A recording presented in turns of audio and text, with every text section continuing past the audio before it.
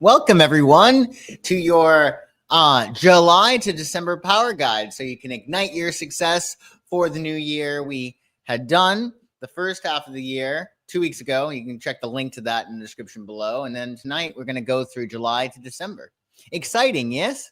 Hello, Kasmar. Nice to see you. My week has been great so far. I hope yours has been too. So welcome, everyone, to my channel, and welcome back if you're returning. You can check out my website for readings, coaching, gift certificates, parties, etc. The link to everything is in the description below. So 2 weeks ago, yo, Pam, nice to see you. Happy Thursday to you. Thanks for joining. So 2 weeks ago, we went through January to June. You can check that out in the description if you're looking to find out what's going on for the first 6 months of 2025. And tonight, we're going to go through the second part. The second part of 2025, July to December. And there's a lot going on. What I want to really make sure that you remember is that grounded spirituality is really going to be key. And I say that because Neptune and Saturn are both going to leave Pisces this year, and then they're going to enter Aries. However, both Neptune and Saturn are going to retrograde back into Pisces, and that's going to help us to relearn our Piscean lessons about spirituality, creating form, let's say with our imagination, with Saturn and Pisces. So the retrogrades of Neptune and Saturn are very important because it's our last chance, really, so to speak, to really learn these lessons. And those Pisces lessons are super important because the North Node is now in Pisces. So with the North Node in Pisces, that's our direction. That's our guiding light or North Star. And we have to use collectively our Virgo gifts of precision, organization, service to get ahead and move forward toward that Pisces ideal of compassion, of spirituality, of imagination, of creativity. So we're really being put in a position in which we really need to ground our spirituality or ground our imagination or ground our creativity. And you can do this with Virgo because Virgo is the South Node. The South Node in Virgo is what's going to propel us toward that North Node in Pisces. So what we need to do is we need to be Virgo-y in terms of how we deal with Pisces energy. For instance, you might want to set up habits that align you with your spirituality. This could be daily meditations. You might want to create habits to creatively express yourself, be it singing or dancing or writing or whatever. But you got to bring that Virgo energy to that Piscean ideal, particularly with Saturn, right? Because Saturn had been in Pisces and it's been teaching us lessons since it's been there. It was there for 2.5 years. And you're actually going to find it much easier with Saturn and Aries to execute and get things done. But you want to make sure your vision is really clear. So keep that in mind. That's going to be really key. So let's talk about July. We'll go through July first. So in July, Neptune will retrograde. And that's going to help us to get more clear inwardly on how we want to feel, what we want to create. It's going to give us a sense of connectedness with everybody else on the planet, right? Because Neptune is that place of otherworldliness. You're also going to have Venus entering Gemini in July on the 4th of July, which is nice. So when Venus enters Gemini, I just want to give a little bit of a warning if you're dating. Gemini can commit in partnerships, for sure. They have, plenty have, but Gemini is not necessarily good with commitment. It's really not their forte because it's really about communication and dabbling and moving here and going there. It's a very light sign. And Geminis have a reputation for being dualistic, right? But the thing is that when Gemini is saying one thing and then they do something else, it doesn't mean that they were necessarily lying. It was true to them in the moment. So I would just say in July, if you're dating and somebody professes their love to you and says, I want to be with you forever, I would take that with a big grain of salt. It's just a good time for you to get a better understanding of your intellectual compatibility with people, what things you like to do. So just be aware of that. Additionally, with that Venus and Gemini, it's going to be really nice for your social connections. They're going to become more varied and intellectual. It's a good time for networking, light-hearted relationships. That's really key. So keep it light in July if you can. And if you are in a relationship that is stable, well, good for you. I think that's awesome. Just make sure that you're communicating clearly. And remember, with Venus and Gemini, loose lips sink ships. So in terms of love, we might be rather Gemini in regard to our communications. So that means that we really want to make sure that we're not saying things that could get us in trouble or that we have to backpedal away from. Now, Uranus, planet of change and rebellion, is going to enter Gemini on July 7th. And this is going to be really good for Tauruses because Taurus has been really going through it, especially if you're late degree Taurus. It's been very, very tough for a lot of Tauruses. So Uranus and Gemini is good for us all. Uranus is associated with Aquarius. Gemini is an air sign too. So Uranus in Gemini is going to be really nice on July 7th. You're going to see technology and learning systems revolutionize. It's a great time to update your skills or try new communication methods. My feeling is there's probably going to be a lot of stuff that is innovative that involves the hands because the hands rule Gemini, or Gemini rules the hands rather. So I think that you're going to probably see a lot of less invasive surgical procedures. I think you're going to see a lot of stuff with light or lasers, and that's going to be cool. Additionally, Mercury, we got our, well, let me just tell you, you got your full moon in Capricorn on the 10th. Saturn's going to retrograde on the 13th, and that's going to help us to formulate a sort of structure internally. For instance, you might get a sense of, oh, okay, this is how I want to form my creations. This is how I want to present myself. This is how I want to give form to either my personality or my creative projects, etc. Because the retrogrades are going to give us more of an internal sense of what we need to accomplish with that planet. With Saturn, we're looking for definition. So Saturn will retrograde. Mercury on the 17th of July will retrograde in Leo. So if you're a creative person, this will be a good time to review your creative projects, your leadership approaches. It's a really good period for revising your artistic work if you're an artist.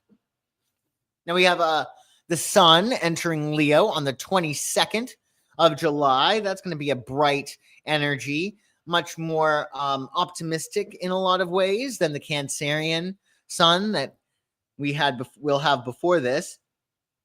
And we're going to have a new moon in Leo on the 24th of July, and that's going to be opposite Pluto.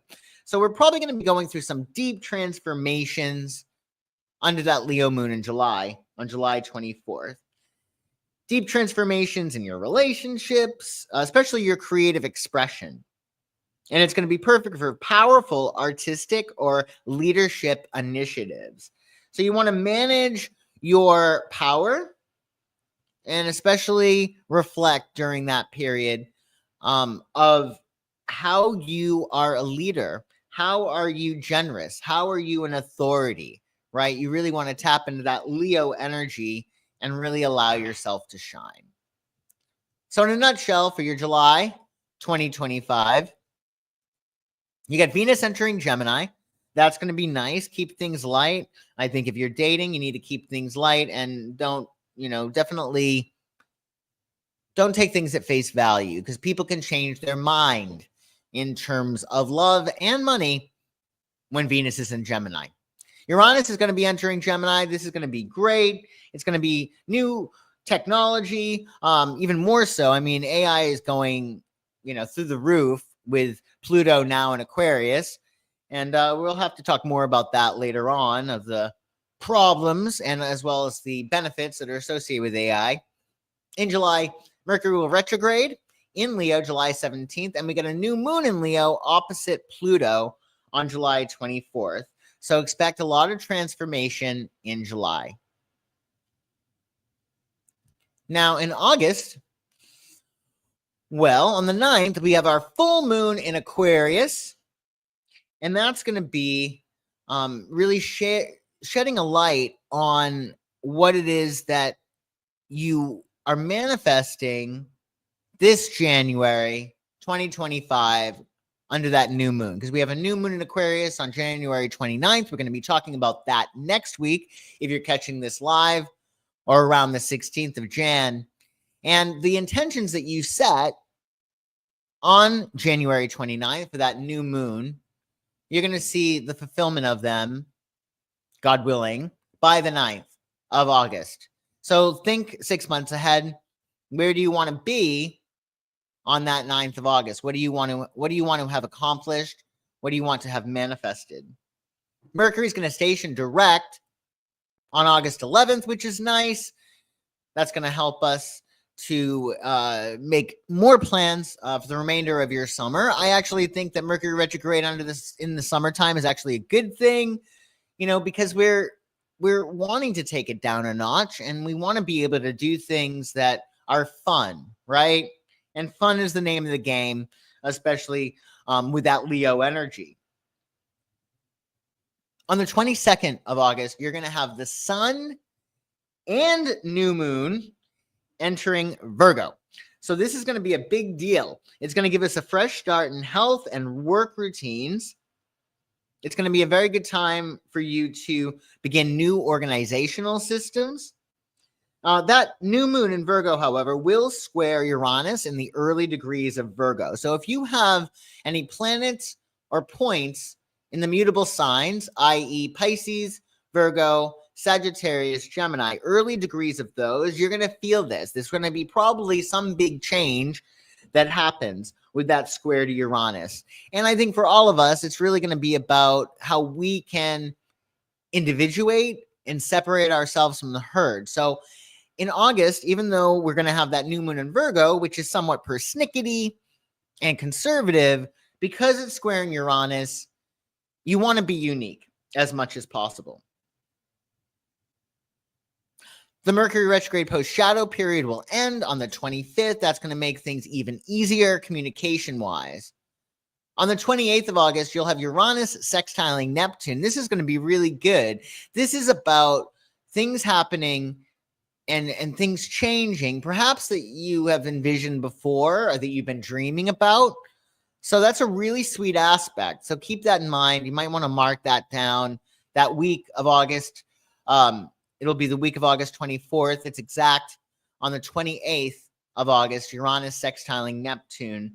And that ought to be really nice. So if you're looking to make some changes that seem to be almost magical changes can happen on that 28th. That's really nice. So in a nutshell, for August, Mercury's going direct, thank goodness.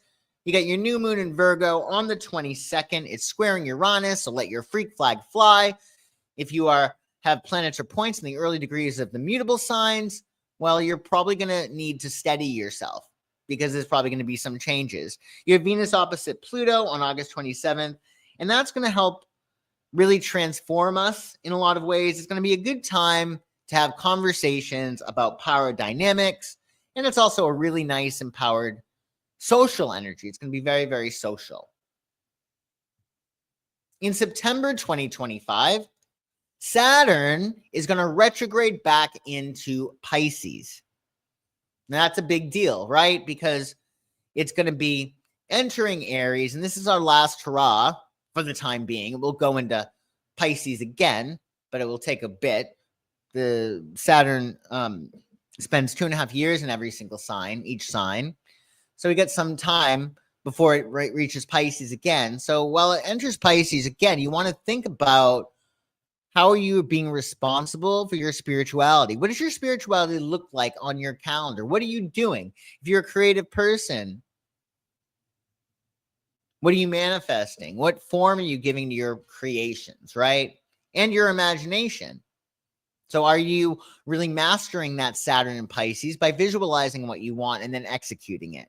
And really, the visualization you're going to get a hold of with Saturn in Pisces. And then really when Saturn goes back into Aries, it's going to be much more easy to execute. Now, Mercury will enter its home sign, or one of its home signs of Virgo, on the 2nd of September. And that's going to make communications really good. Mercury at this point will be out of its shadow. September is looking nice. You got a lunar eclipse in Pisces on September 7th. So this is when we're going to be really asking ourselves, what are we trying to complete with this Pisces energy? You want to see where Pisces is in your chart. Are you really working with that energy? For instance, if you have Pisces in the first house, are you allowing yourself to be delightfully vague, for instance? Because that's what Pisces are. They're not really on the nose. They're more ethereal. They're more godlike, right? Or otherworldly. If you have, say, Pisces in the 7th house, are you allowing yourself to be compassionate in your relationships? Are you relating with people who are artists or mystics? And how are you bringing that energy into your relationships, etc.? Mars is going to be entering Scorpio on the 22nd, which is really, really nice. Mars will enter Scorpio on the same day of Libra, the sun entering Libra, and that's our fall equinox. So that's going to set up a very, very intense fall season, right? Because we have the sun entering Libra, that's the fall equinox. Mars enters Scorpio on the same day, giving it that sort of flavor, right? So with Mars entering Scorpio, which is really nice, it's a great placement for Mars. Mars is going to be very, very powerful. So you're going to need to have something to attack in September. You're going to need a mission. You want to be moving when Mars is in Scorpio, right? Because otherwise, you're probably going to start trouble, or you're going to be looking for problems where there are none, right? And just to bring you a day back, you get your new moon solar eclipse in Virgo on the 21st of September. That's going to bring us lots of new energy when it comes to health, work, systems, processes, and regimes. So to sum up, in a nutshell, September 2025, Saturn's going to retrograde back into Pisces. Remember, check to see where Pisces is in your chart. Are you mastering that house with that Pisces energy? Mercury is going to enter Virgo. It's going to be very happy. Mercury will be out of its post-retrograde shadow period by this point. So communications are great for the start of the school year. If you're taking classes or if you have kids who are in school, that'll be good for them. You got your lunar eclipse in Pisces. Spiritual revelations or endings could occur during this period. Pay attention to your dreams, of course, and your intuitive messages with that lunar eclipse in Pisces. And you may want to get some extra sleep. Your solar eclipse in Virgo is going to want you to really organize and plan your work and work your plan. Mars is going to be entering Scorpio the same day as the fall equinox, bringing a very Mars in Scorpio flair to the fall season. You're going to want to have a mission, something to attack. So consider that for September. In October 2025, well, you get your full moon in Aries on the 6th. That ought to be nice. That, again, is going to really call attention to what you're creating, right? Because Saturn had been in Aries, right? And Neptune, too.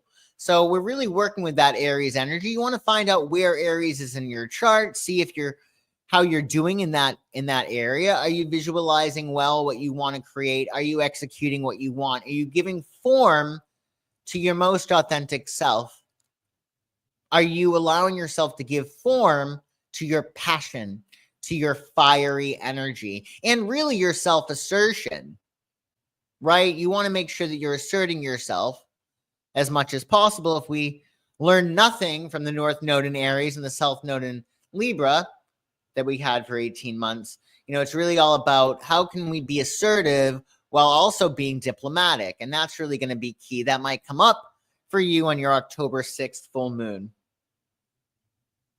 Pluto is going to station direct on October 13th. So that's going to help us really move forward with deep transformative processes. It's going to be time to implement changes, anything that you've been contemplating, any big changes. You might get a sense that you're green lit to go forward in regard to that. Venus is also going to be entering Libra, its home sign of Libra, on October 13th. So those Libras who are born mid-October, they're going to be quite happy people.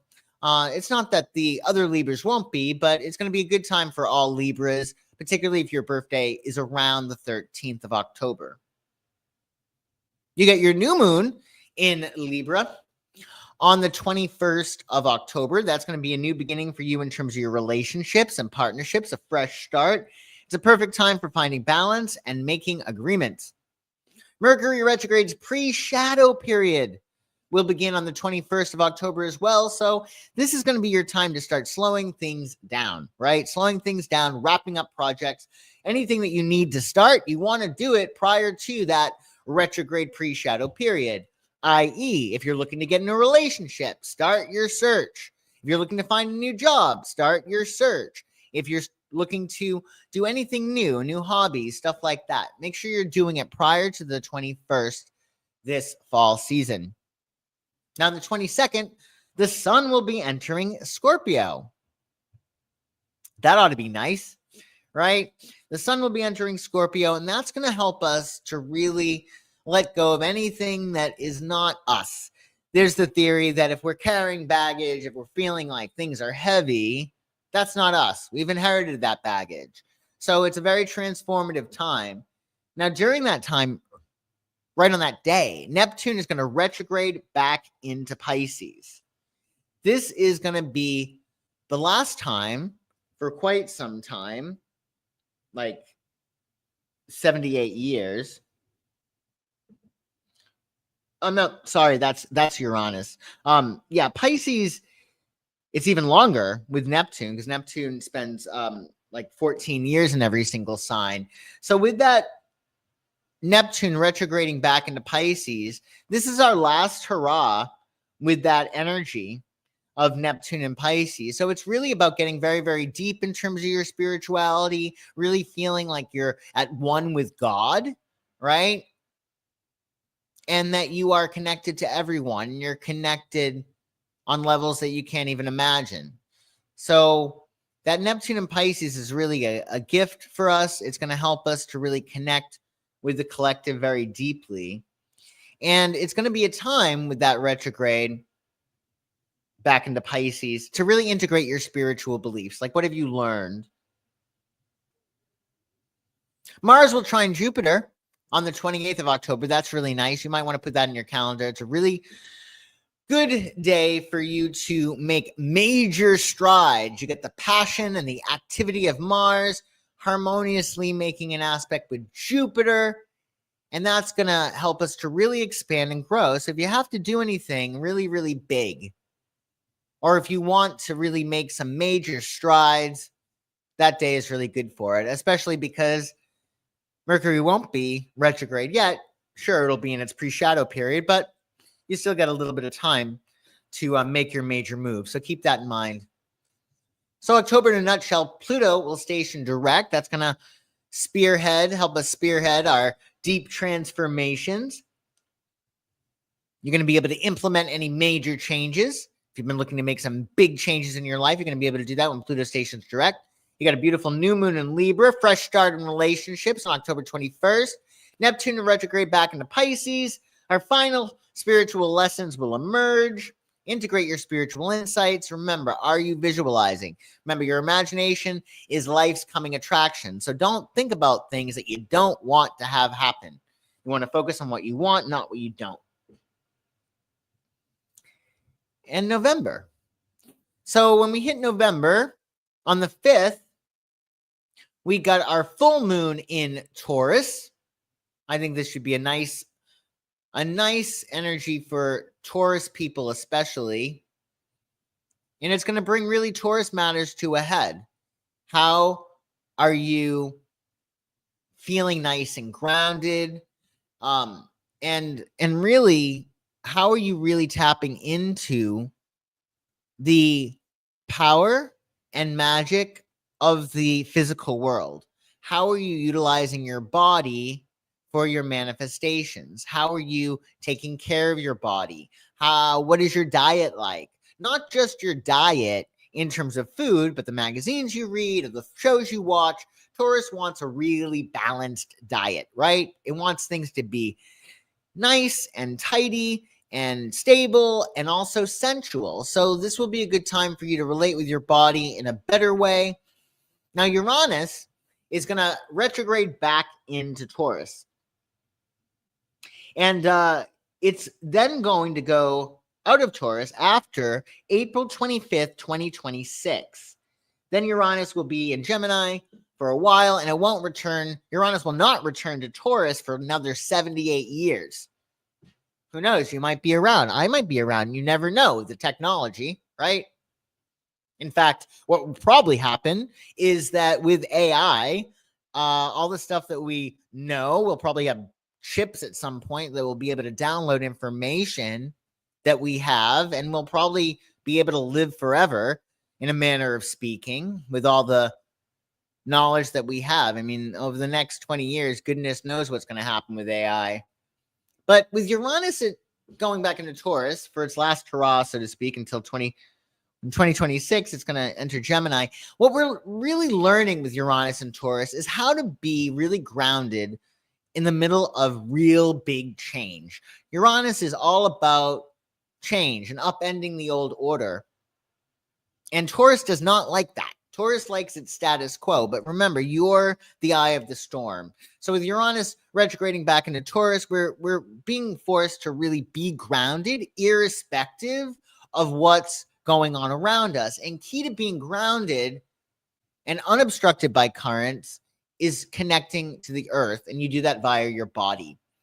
So definitely think about your body and how you can work to make it feel as perfect as possible, how you can connect to the earth below your feet and allow it to nourish you. If your chakras are open and your feet are on the ground, you can allow that energy of the earth to empower, inspire, and even heal you.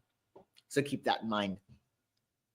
Mercury begins its retrograde in Sagittarius on November 9th. This is nice because it will be outside of retrograde come Christmas time. We will have Thanksgiving with Mercury retrograde, but that's okay. With this retrograde in Sagittarius, review travel and educational plans. It's a good time to revise any teaching or publishing projects with that Mercury retrograde. Now, that Mercury retrograde in Sagittarius on November 9th will scoot back into Scorpio on the 18th of November. So we'll be going over our Scorpionic lessons as well in November. Jupiter will retrograde in Cancer. So it's going to be a time on November 11th to review areas of growth and expansion, to focus on internal development rather than external expansion. So when a planet goes retrograde, it's internalized. So you want to think about those big things that you want to do. You want to really consider, where do you want to go? What do you want to study? How do you want to explore? What do you want to explore? How do you want to share yourself with the world? And how would you like the world to share itself with you?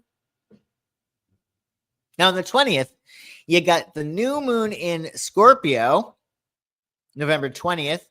And that one is going to have a sextile with Neptune. So again, you're going to be able to really create some things that almost seem magical. Oh, that was way easier than I thought. Oh my goodness, love at first sight. New job opportunity that's really great. It could be a big win. So utilize your imagination and follow your impulses. Because that Uranus with Neptune, the things that you've been dreaming about might happen. So keep your thoughts positive. Think about the best case scenarios in the different areas of your life, because that November new moon in Scorpio could be quite the game changer. Now, that new moon in Scorpio comes just a day before that sun enters Sagittarius, which is great because when it comes to moving into new areas, Sagittarius is way better than that than Scorpio. The fire signs typically are future-oriented. The water signs, like Scorpio, have a tendency to be more nostalgic. So you're going to have your new moon in Scorpio on the 20th. You're going to be able to make your intentions, and that sun is going to be entering optimistic Sagittarius the next day, which is going to make your new moon in Scorpio intentions easier to implement because you're going to just be more positive, right? Now, Mars will square the nodes on November 24th. So we're going to have important choices to make around our direction, around our purpose. And it's going to be really this very, very strong sense that we need to align our actions with our long-term goals. Like, where are we going? What's up for the next 5 years, right? What do you want to do? Are you, with Mars, taking the actions you need to on a regular basis to get to where you want to go? Are you taking responsibility for your trajectory? And that's going to show up with that Mars squaring the nodes. Now, Saturn is going to station direct on the 27th of November. Long-term plans and structures will be able to move forward during that time. And you can implement more disciplined approaches, right? It's going to be easier for you to be disciplined once Saturn stations direct. And then Mercury on the 29th will go direct too. That'll be really, really nice. So you'll be able to move forward with your travel plans. I'm happy if you're traveling during Christmas. You won't be traveling during Mercury retrograde. However, if you are traveling over Thanksgiving, you will be traveling during Mercury retrograde. If you can avoid traveling under Thanksgiving, I would. If not, then give yourself extra time to get to the airport. I would try to get your Christmas presents either prior to Mercury retrograde on the 9th of November or after, say, the 29th. I would say that's ideally you'd wait till after its shadow period, which will be in December, especially if you're getting electronic items. Now, November is really interesting. I wanted to just show you what's going on in November.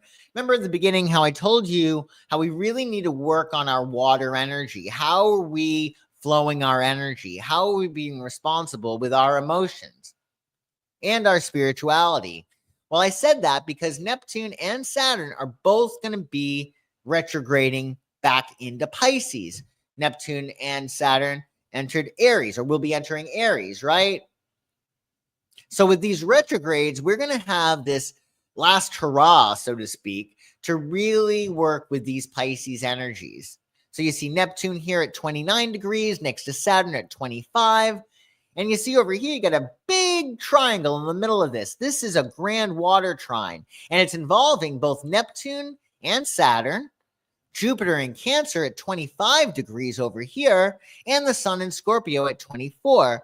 And you're probably going to be experiencing this most of this week of November 15th. But November 15th is a really great day. And with this water trine, you want to ask yourself, where are you flowing your energy? You're going to have a lot of water energy. So where are you flowing your energy? Where are you being emotional? I get so emotional, baby. About what? Is it about your love life? Is it about the person that you love? Is it about your friends? Is it about your house that you love furnishing? Is it about your garden? Maybe not in November, it won't be.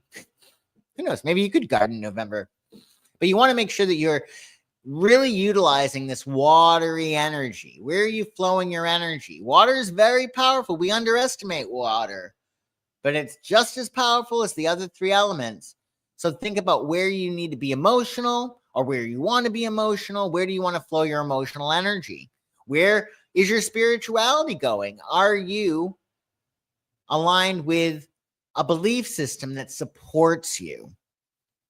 Are you caring for yourself and caring for other people? Now, with Jupiter in Cancer, that is going to be the name of our game in 2025. We got to really master that sense of self-care.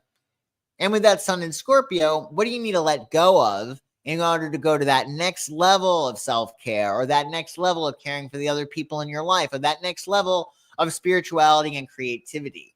So this is going to be a really nice energy.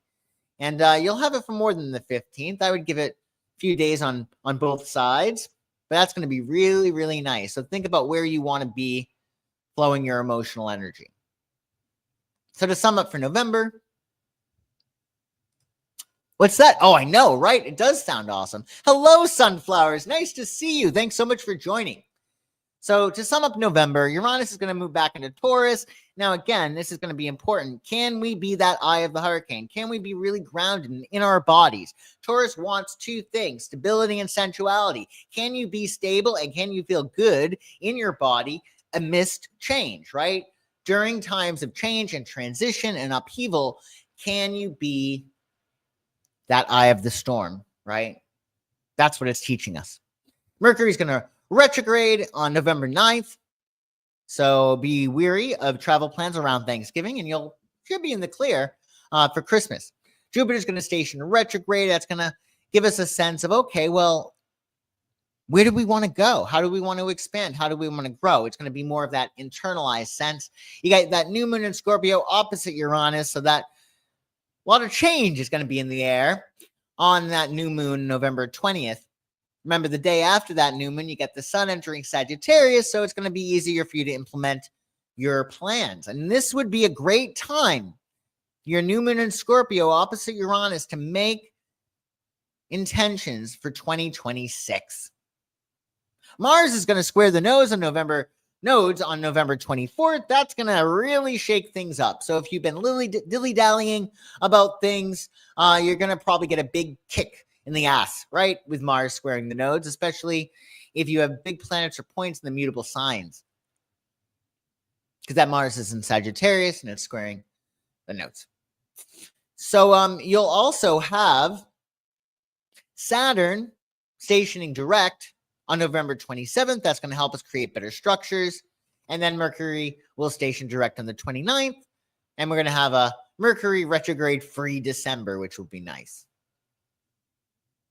In December on the 4th, we got your full moon in Gemini. That's going to bring matters to a head.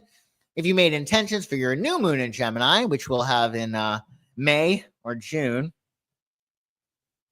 you'll see the manifestation of those by that full moon in Gemini. And if you caught the first part of this series, May is gorgeous. May is beautiful. May is my favorite month of the year. June is also really, really nice. So this could be really good. So really stick with me May and June and make your intentions, because you could have some really great things pop up for you that December full moon. Neptune will be direct in Pisces. That'll be nice. Spiritual vision will become clearer. It's a perfect time for meditation and connecting spiritually. Mars, where it's happiest, actually, will be entering Capricorn, because that Mars energy will have some structure. That'll be really good, because Mars, if you're catching this live, has been retrograde since December 6th, 2024, and it's going to actually finally turn direct on February 23rd, 2025. So our Mars energy is getting a upgrade with these retrogrades that we're in. Your post-Mercury shadow period will end on December 16th. I would say that's the perfect day to get your Christmas shopping done, or after that day from the 16th to the 25th. Maybe that's not cutting it too close. Maybe. I don't know. I don't think it is. Not nowadays. You get your new moon in Sagittarius right before Christmas time.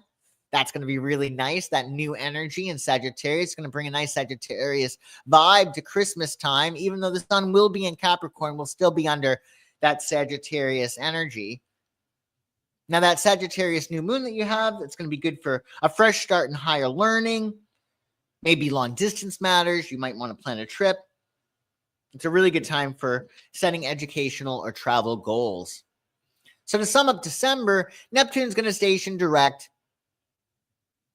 Our spiritual visions are going to become clear. Our imaginations are going to become clear. If you work on creative projects, those are going to become clear. It's going to be a good time for meditation and spiritual connection with other people. If you're looking for a spiritual family, it might be very easy for you to find that, or to enhance the family that you already have that is spiritualized.